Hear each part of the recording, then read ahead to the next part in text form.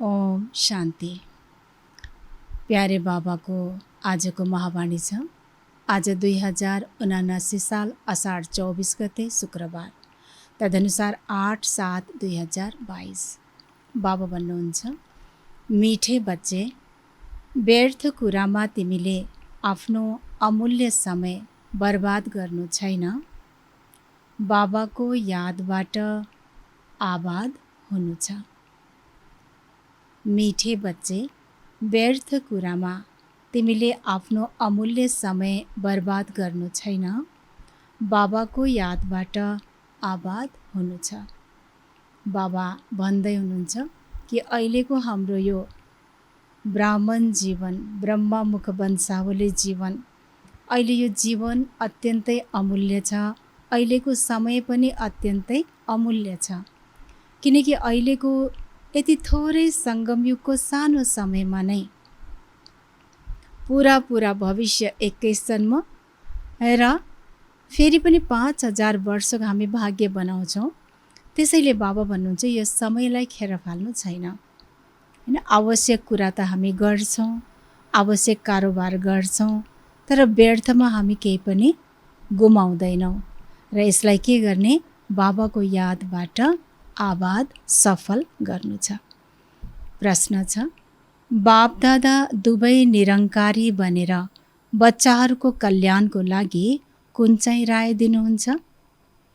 बापदादा दुवै कल्याणकारी हुनुहुन्छ हामी बच्चाहरूको लागि, र कुन चाहिँ कल्याणको लागि राय दिनुहुन्छ? सबैले आफ्नो मनमा सोच्नुभयो, उत्तर दिनुभयो बाबालाई। बाबा भन्नुहुन्छ, प्यारा बच्चाहरू, सदैव सम्झ हामीलाई शिव बाबाले पढाउनुहुन्छ। हुन त ब्रह्मा बाबाले पनि तिमीलाई पढाउन सक्छ, तर शिव बाबालाई याद गर्नुमा नै तिम्रो कल्याण छ। त्यसैले यी दादा निरङ्कारी बनेर भन्छन्, मैले तिमीलाई पढाउँदिन। पढाउनेवाला एक बाबा हुनुहुन्छ, उहाँलाई नै याद गर। उहाँको यादद्वारा नै तिमी विकर्माजित बन्छौ।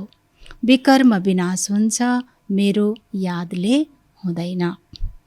बाबा भन्दै हुनुहुन्छ कि राय दिनुहुन्छ दुवै बाबा कल्याणकारी बनेर हामी बच्चाहरूलाई। बाबा भन्नुहुन्छ, प्यारा बच्चाहरू, सदैव सम्झ। के सम्झिने हामीले? कि यो जुन पढाइ छ यो मुरली छ, कसले पढाउँदै हुनुहुन्छ? शिव बाबाले। बाबा भन्नुहुन्छ, हुन त ब्रह्मा बाबाले पनि पढाउन सक्छ, तर कल्याण केमा छ? शिव बाबाको यादमा। त्यसैले शिव बाबाको मुरली सुनिरहेछौँ भनेपछि यसमा हामी आत्माको कल्याण छ। त्यसैले भले ब्रह्मा बाबाले पनि बीचबीचमा बोल्नुहुन्छ, तर सम्झिने के? शिव बाबाले नै पढाउँदै हुनुहुन्छ। त्यसैले र फेरि ब्रह्मा बाबा पनि कति निरङ्कारी हुनुहुन्छ। कुनै कुनै कुरा त ब्रह्मा बाबाले पनि बोल्नुहुन्छ, तर बाबा भन्नुहुन्छ, मैले पढाउँदिन। पढाउनेवाला एक बाबा हुनुहुन्छ। किन? कि हाम्रो याद बाबाको रहोस्, हाम्रो कनेक्सन शिव बाबासँग जुटोस्।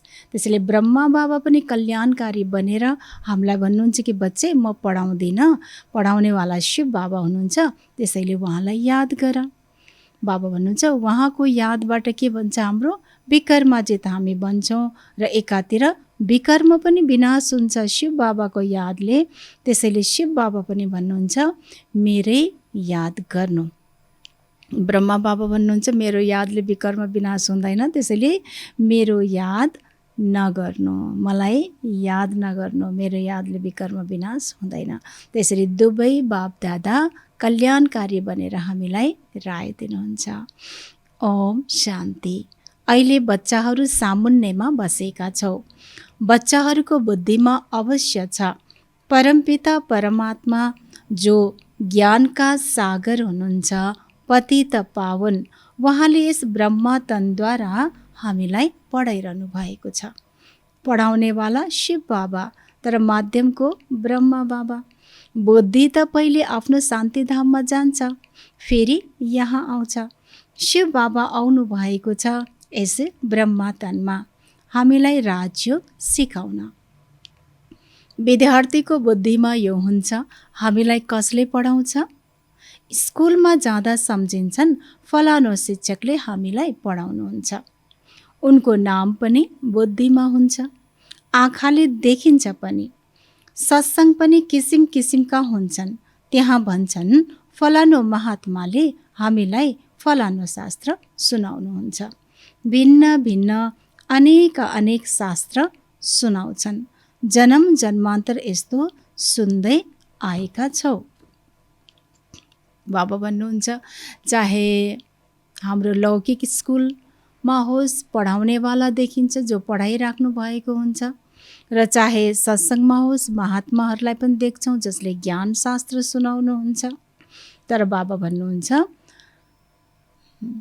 अहिले तिमीले यहाँ बसी बसी शिव बाबाको याद गर्छौ, तर अहिले हाम्रो यहाँ पढाउनेवाला पढाइ त पढाइ नै हो, पढ्छौँ, तर पढाउनेवाला अहिले हाम्रो यहाँ देखिँदैन। त्यसैले बसी बसी के गर्छौ? शिव बाबाको याद गर्छौ। तिमीले सम्झिन्छौ हाम्रो बाबा पतित पावन शिव हुनुहुन्छ। उहाँ नै आएर ब्रह्माद्वारा हामीलाई पढाउनुहुन्छ। यी ब्रह्माले पनि पढाउँछन्, ब्रह्मा कुमार कुमारीले पनि पढाउँछन् भने के ब्रह्माले पढाउन सक्दैनन्? शिव बाबा भन्नुहुन्छ ब्रह्मा बाबा त निर्माण हुनुहुन्छ। निर्माणताले बाबाले भन्नुभयो कि मैले पढाउँदिनँ, तर शिव बाबाले के भन्नुहुन्छ? जब तिमी ब्रह्मा कुमार कुमारीले पढाउन सक्छ भने के ब्रह्माले पढाउन सक्दैन? सक्छ। फेरि पनि तिमीले यस्तो सम्झ, हामीलाई शिव बाबाले नै पढाउनुहुन्छ, न कि ब्रह्माले। फेरि शिव बाबा भन्नुहुन्छ पढाउन त उहाँले पनि पढाउनुहुन्छ, तर सम्झ कि मैले नै पढाउँदैछु। कारण किन? बाबाले माथि नै बताउनु भयो, बाबाको एक शिव बाबाको यादबाट मात्रै के हुन्छ? हाम्रो विकर्म विनाश हुन्छ। हामी को भन्छौँ? विकर्माजित, जो यो सङ्गम युगको हाम्रो लक्ष्य हो। यसमा तिमीलाई धेरै फाइदा हुन्छ। यसलाई नै निरङ्कारीपना भनिन्छ। बाबा र दादा दुवै नै निरङ्कारी हुनुहुन्छ। यिनले स्वयं भन्छन् पढाउन त मैले पनि पढाउँछु, तर सम्झ, के भन्नुहुन्छ ब्रह्मा बाबाले?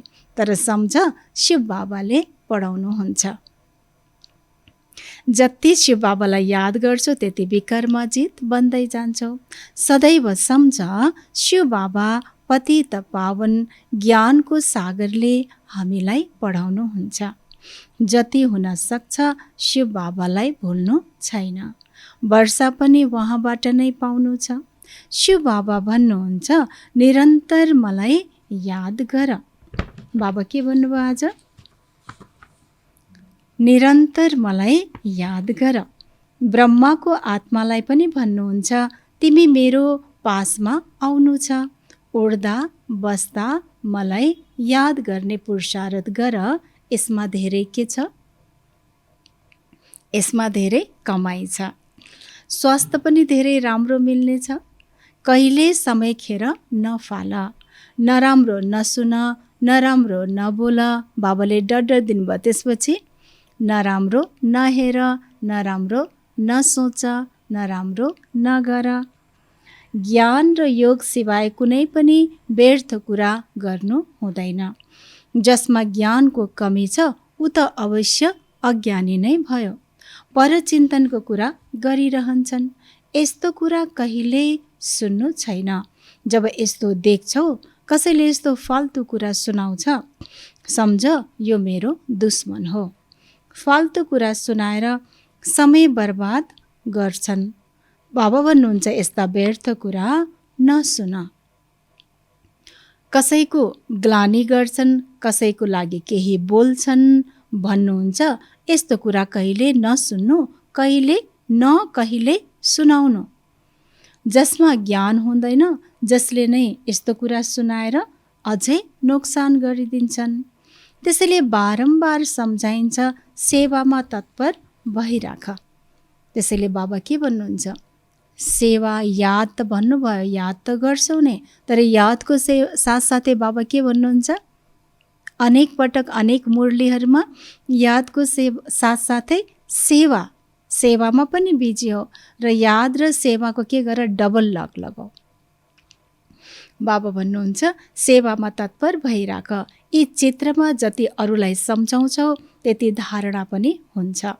यहाँ बसेर चित्र हेर, यो विचार गर, वहाँ शिव बाबा हुनुहुन्छ, वहाँ को हुनुहुन्छ?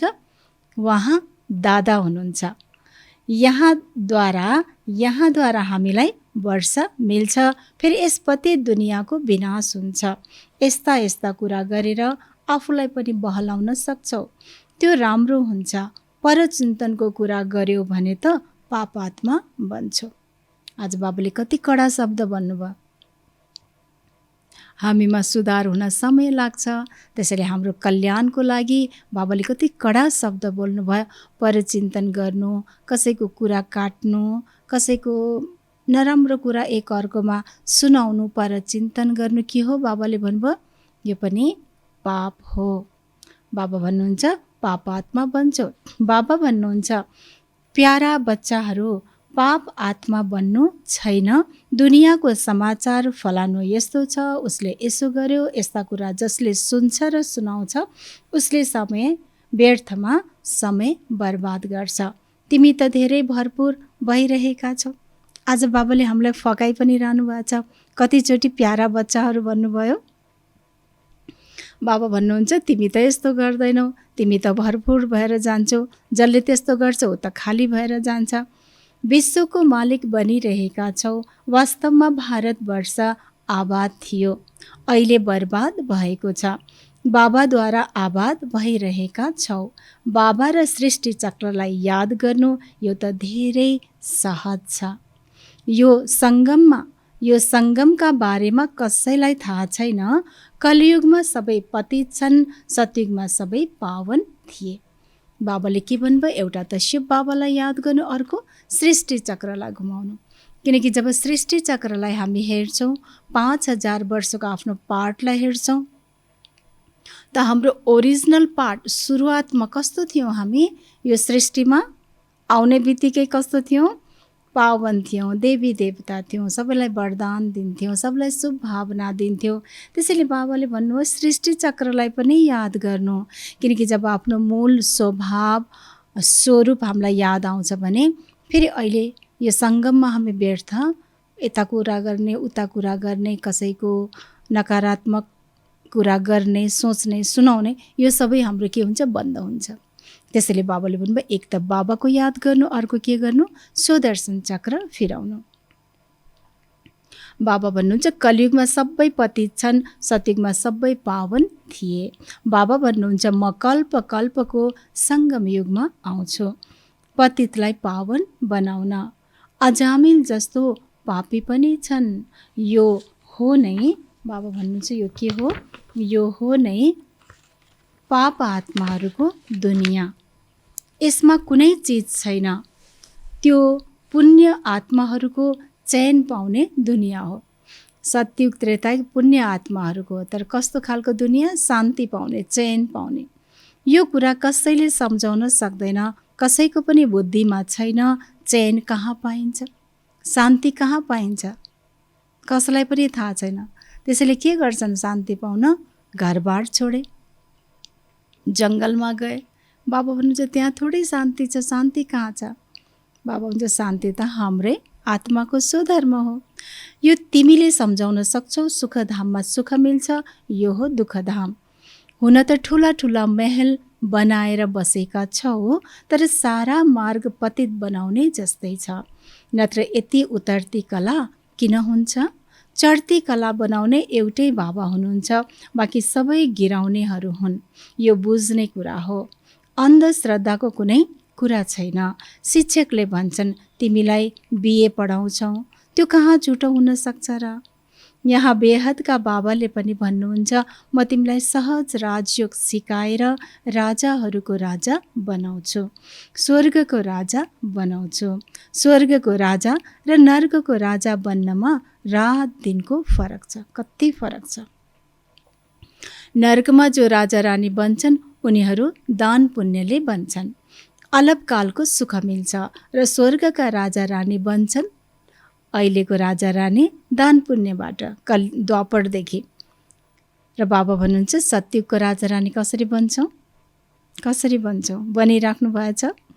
स्वर्गका राजा रानी बन्छन् पढाइद्वारा।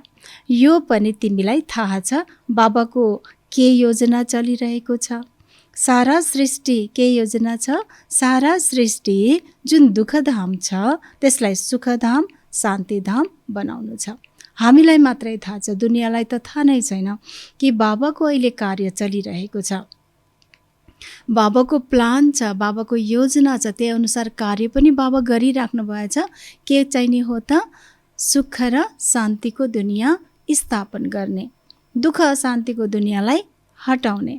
जान्दछौ पहिले सुखधाम थियो, बाँकी सबै आत्माहरू शान्तिधाममा थिए। अहिले त सबै दुःखधाममा छन्। फेरि शान्तिधाम सुखधाममा जानु छ। जसले राजयोग सिक्छन् उनीहरू नै सुखधाममा आउँछन्। हामी नै जान्छौँ, किनकि हामी नै के सिक्दैछौँ? सिकिसकेका छौँ राजयोग। बाँकी हिसाब किताब चुक्ता गरेर शान्तिधाममा जान्छन् बाँकी आत्माहरू। शान्तिधाम सुखधाम के हो यो दुनियाँ कसैलाई थाहा छैन। यी बाबाले पनि भन्छन् मैले जान्दैनथेँ, होइन? ब्रह्मा बाबा पनि भन्नुहुन्छ जो स्वयं मालिक थिए उनले नै भुलेपछि बाँकी मनुष्यले के जान्ने?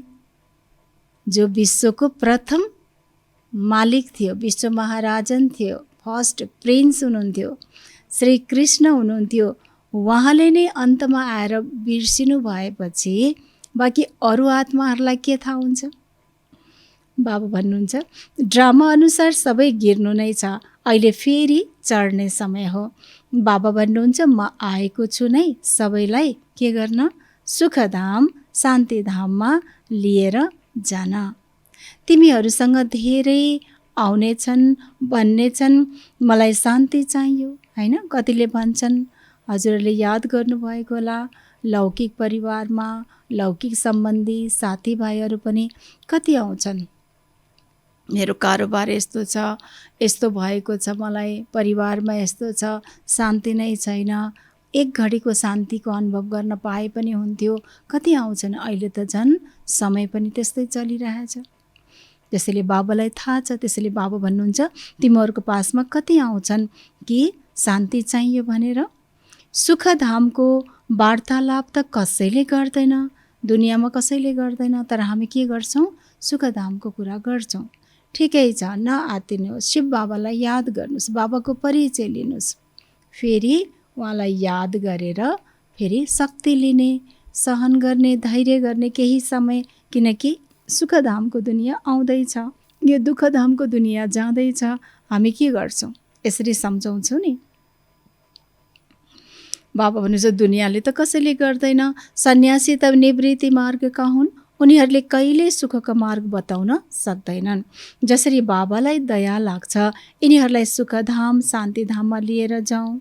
बच्चाहरूलाई पनि आउनुपर्छ, बाबाको परिचय दिनु छ, बाबाको परिचय दिनु छ। बाबा भन्नुहुन्छ यो हामी बच्चाहरूलाई पनि आउनुपर्छ। हजुरहरूले पनि कतिलाई सम्झाउनुहुन्छ। बाबाबाट अवश्य वर्षा मिल्नु छ। हामी नर्कमा किन छौँ? हामी नै स्वर्गमा थियौँ, अहिले नर्कमा छौँ। तर यी कुरालाई बिल्कुलै बुझ्न सक्दैनन्। मायाले बुद्धिको ताला बिल्कुलै बन्द गरिदिएको छ, जसकारण जति सहज कुरा पनि बुझ्न सक्दैनन्। भगवान स्वर्गको रचयिता हुनुहुन्छ भने अवश्य हामी स्वर्गको को हुनुपर्ने? मालिक हुनुपर्ने हो। अहिले छैनौँ, किन छैन अहिले?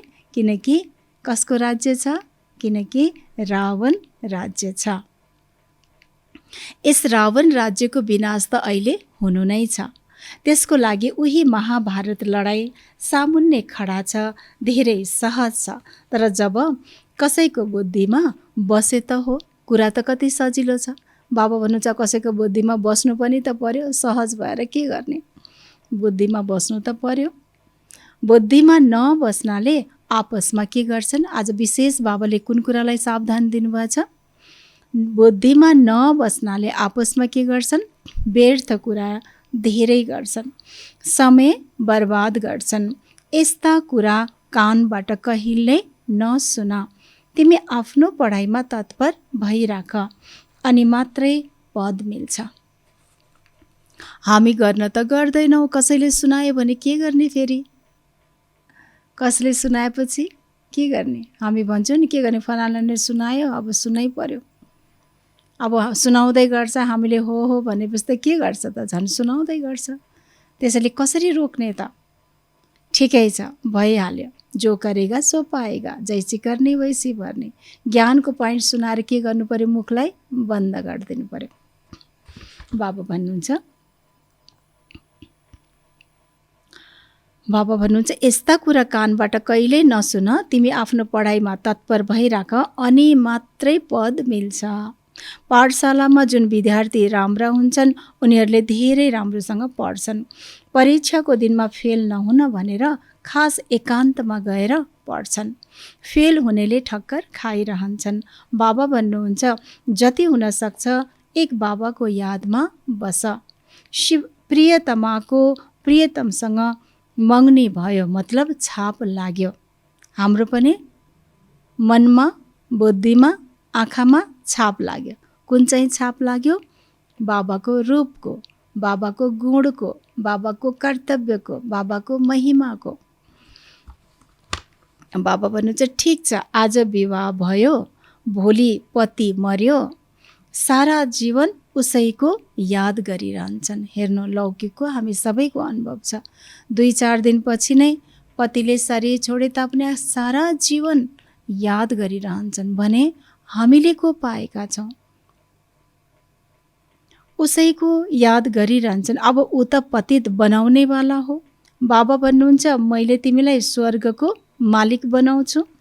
त्यसैले यस्तो बाबालाई कति याद गर्नुपर्छ।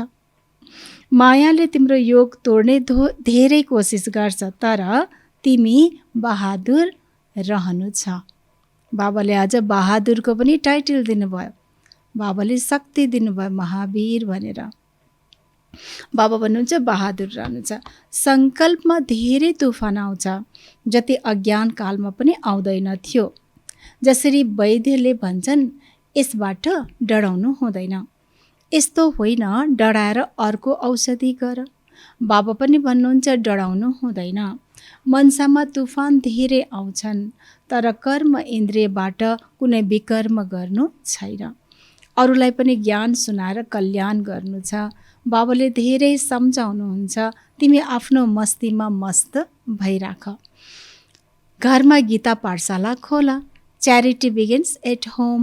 बच्चाहरूलाई पनि स्वर्गको मालिक बनाऊ। पिताले स्त्रीलाई, बच्चाहरूलाई रच्छन् के को लागि? सुखको लागि। तिमीले पनि जान्दछौ हामीले भविष्यको लागि कमाई गर्छौँ। त्यसैले किन स्त्री बच्चाहरूलाई पनि नगराउने? हामी आफू त गर्दैछौँ। र हाम्रो जो प्यारो छ, परिवार छ, उसको किन भाग्य नबनाउने? उसको पनि कमाई किन नगराउने? त्यसैले बाबा भन्नुहुन्छ पति, पत्नी, बच्चा, परिवार सबको भाग्य बनाऊ, उसको पनि कमाई गराऊ। बाबा भन्नुहुन्छ त्यसैले किन स्त्री बच्चाहरूलाई पनि नगराउने कमाई? उनीहरूलाई घडी भन घर धन्दा गरे पनि केवल बाबालाई याद गरिराख। हैन, कारोबार गर्छन्, पढाइ गर्छन्, घुम्छन्, ठिक छ, तर शिव बाबालाई याद गरिराख। बाबा भन्नुहुन्छ यसरी ध्यान दिलाउनु छ। यो प्र्याक्टिस यस्तो गरियोस् जुन अन्तिममा विनाशको समयमा एक बाबाको नै याद रहोस्। बाबा भन्नुहुन्छ तिमी सबै अहिले वानप्रस्थ अवस्थामा छौ। सबै मेरो पासमा आउनु छ। म आएको छु के को लागि? बाबा आउनु भएको छ। म आएको छु लिएर जानको लागि। तिम्रा पङ्ख टुटेका छन्। सन्यासीले त ब्रह्म तत्त्वलाई याद गर्छन्, उनीहरूले बाबालाई याद गर्न सक्दैनन्। यो जो देवता धर्मको हो उसले मान्छ र शिव बाबालाई याद गर्न थाल्छ। ब्राह्मण नबनिने देवता बन्न सकिँदैन। वर्णको बाजुली हो नि, चक्र घुमिराख्छ वर्णको पनि। देवता, क्षत्रिय, वैश्य, शूद्र, फेरि ब्राह्मण, यो घुमिराख्छ, बाजुली भन्नुहुन्छ। शूद्र वर्णका थिए अहिले ब्रह्माद्वारा ब्राह्मण बनेर शिव बाबाको वर्षा पाइरहेका छन्। शूद्रबाट ब्राह्मण बनेका छन्। फेरि हामी नयाँ दुनियाँको मालिक बन्नेछौँ। ब्राह्मण हुन् सबैभन्दा उच्च। ब्राह्मणको चोटी छ नि। हामी बाजुली खेल्छौँ। यसमा 84 जन्मको ज्ञान सेकेन्डमा मिल्छ। जसरी बाजुली खेल्दै तीर्थहरूमा जान्छन् हैन, जस्तै पल्टिँदै पल्टिँदै शिरबाट तीर्थसम्म जान्छन्। भक्तिमा कति कठिन छ, कति गाह्रो छ, तपस्या नै छ हैन। तर वास्तवमा बाजुली मनुष्यहरूले बुझेनन्। बाजुली भनेको हाम्रो यो जन्मको बाजुली। हामी नै देवताबाट क्षत्रिय बन्छौँ, क्षत्रियबाट वैश्य, वैश्यबाट शूद्र, शूद्रबाट फेरि शिव बाबा आउनुहुन्छ, ज्ञान लिन्छौँ, ब्राह्मण बन्छौँ, फेरि हामी ब्राह्मण फेरि देवता बन्छौँ। वास्तवमा यो बाजुली हो भक्त आत्माहरूले नबुझेर आफैलाई शरीरैद्वारा गरे। त्यसैले बाबा भन्नुहुन्छ जसरी बाजुली खेल्दै तीर्थहरूमा जान्छन्, यति महत्त्व रहन्छ, धेरै भावनाले जान्छन्। आजकल त तीर्थमा पनि रक्सी आदि पिउँछन्। बानी परेको छ भने लुकाएर बोतल लिएर जान्छन्। बाबा सबै कुराको अनुभवी छन्। पहिला पहिला कतिजना त्यस्तो पकेटमा राखेर आउनुहुन्थ्यो कोर्स गर्न पनि। तर बाबा सबैको कल्याण गर्न आउनुभएछ। त्यसैले के गर्छ, त्यस्ता आत्माहरूलाई पनि बाबाको परिचय दियो। त फेरि बाबाको पक्का बच्चा बने। त्यो खाना पिउने सबै छुट्यो, कति कल्याण भयो। त्यसैले बाबाको एक एक ज्ञान के हो, रतन हो। बाबा हुन्छ ज्ञान रतन। अनि हाम्रो समय के हो, अनेक यस्ता आत्माहरूलाई बनाउने, यसमै मनन चिन्तन गर्ने, त्यस्ता आत्माप्रति शुभ भावना राख्ने। त्यसैले बाबा भन्नुहुन्छ यो कमाइ हो, समय यताउति कुरामा व्यर्थ नफाल्नु। बाबा भन्नुहुन्छ बाबा सबै कुराको अनुभवी छन्। रथ पनि बाबाले पुरा अनुभवी लिनुभएको छ। यिनलाई पनि भन्नुहुन्छ हैन, ब्रह्मा बाबालाई, तिमीले धेरै गुरु बनाएका छौ, सत्सङ्ग गरेका छौ, तर अब ती सबैलाई भुल्दै जाऊ। शिव बाबाले यसरी भन्नुभयो। कतिवटा गुरु बनाउनु भएको थियो ब्रह्मा बाबाले पहिला भक्तिमा, 12 गुरु। त्यसैले भुल्दै जाऊ सबलाई भन्नुभयो। फेरि ब्रह्मा बाबाले के गर्नुभयो, 1 सेकेन्डमा भुल्नुभयो। हाम्रो अगाडि हुनुहुन्छ। अहिले जे मैले सुनाउँछु त्यसलाई सुन। भगवानले अर्जुनलाई भन्नुभयो, रथ त वास्तवमा यो हो नि हैन, शिव बाबाको रथ त ब्रह्मा बाबाको हो। त भगवानले अर्जुनलाई सुनाए। हामी सबैको हौँ, अर्जुन हौँ, ज्ञान आर्जन गर्ने आत्मा। त्यसैले हामी सबैलाई अर्जुन रूपी आत्माहरू हामीलाई बाबा सुनाउँदै हुनुहुन्छ। नम्बर 1 अर्जुन त ब्रह्मा बाबा। तिमी सबै अर्जुन भयो। बाँकी घोडा गाडीको त कुनै कुरै होइन, न सेनाको कुनै कुरा हो। त्यो हो भक्ति मार्ग, यो हो ज्ञान मार्ग। भक्तिको डिपार्टमेन्ट नै अलग छ, ज्ञान दिने एउटै बाबा हुनुहुन्छ। बाँकी त सबै भक्तहरू हुन्। सारा दुनियाँका जति पनि मनुष्य छन् सबैको आत्माले भन्छ, ओ गड फादर। आत्माले सम्झन्छ उहाँ नै आत्माहरूको बाबा हुनुहुन्छ। जान्दछन् पनि हाम्रो लौकिक पिता पनि हुनुहुन्छ। फेरि किन ईश्वरीय परमपितालाई याद गर्छन्? किन दुःखको समयमा मात्र याद गर्छन्? बाबा भन्नुहुन्छ, म यति सुख शान्ति दिन्छु जसकारण फेरि दुःखमा मलाई नै याद गर्छन्। बाबाले यो सङ्गम युगमा आउनु भएर सबै आत्माहरूलाई मुक्ति, जीवन मुक्ति, सुख शान्ति यति धेरै दिनुभएको थियो, जो पछि पछि द्वापर युगदेखि आधा कल्प समय बितेर पनि जब दुःख आउँछ भने त्यति बेला सबैले भगवानलाई त बिर्सिसकेका छन्। तर पनि त्यो कता कता आत्मामा छाप छ, ताकि केही थाहा नभएर फेरि पनि हे भगवान, हे गड, हे अल्लाह, उहाँ नै एक हो सुख शान्ति दिनेवाला सम्झेर सबले माथि हेरेर याद गर्छन्। किनकि बाबाले भन्नुभयो, म यति धेरै सुख शान्ति दिन्छु। जसकारण फेरि दुःखमा मलाई नै याद गर्छौँ। त्यसले आपसमा तिमीलाई यो ज्ञानको कुरा गर्नु छ। मित्र सम्बन्धीको पासमा अथवा अफिसरहरूको पासमा पनि जानु छ। फुर्सद छ भने गएर पनि सन्देश दिन सक्छौँ, दुईटा कुरा सुनाउन सक्छौँ। बाबा भन्नुहुन्छ सबैसँग सम्बन्ध राख्नु छ, धेरै युक्तिले उहाँको ज्ञान रत्नको दान पनि दिनु छ। विवाहमा जान्छौँ भने पनि सेवा अर्थ। हेर्नु कति सजिलो ज्ञान छ। भनिन्छ नि सुन जति प्योर हुन्छ त्यति नरम हुन्छ, त्यति यो ज्ञान जति एक्युरेट राइट छ, सत्य छ, त्यति नै लचिलो पनि छ, मोल्ड पनि छ। बाबा भन्नुहुन्छ विवाह वर्तमान नजाऊ, बाबा भन्नुहुन्न जाऊ। खानपानको अलि ध्यान राख, सँगको ध्यान राख, तर सेवा अर्थ जाऊ। सबैजना भेटिन्छ, दुईटा कुरा बाबाको परिचय, दुईटा सन्देश दिन सकिन्छ। या राम्रो व्यवहार बोली व्यवहार गरेर उनीहरूलाई प्रभाव पार्न सक्छ। उहाँहरूले भन्छन् हो पहिला यो मान्छे 2 वर्ष अगाडि भेट्दा यस्तो थियो, अहिले त ओम शान्तिमा गएर त धेरै राम्रो भएछ। के भयो त? सेवा भयो नि। त्यसैले बाबा भन्नुहुन्छ विवाहमा जान्छौ भने पनि सेवा अर्थ। तिमी गुप्त अहिंसक सेना हौ, तिमीले कुनै पनि प्रकारको हिंसा गर्नु हुँदैन, दुःख दिनु हुँदैन। अच्छा, बाबाले कहिलेकाहीँ भन्नुहुन्छ कि यो कसैको कुरा गर्नु यो पनि सूक्ष्म रूपमा हिंसा जस्तै हो, किन भन्दा नेगेटिभ भाइब्रेसन हामी पठाउँछौँ, एक किसिमको दुःख दिनु जस्तै हो।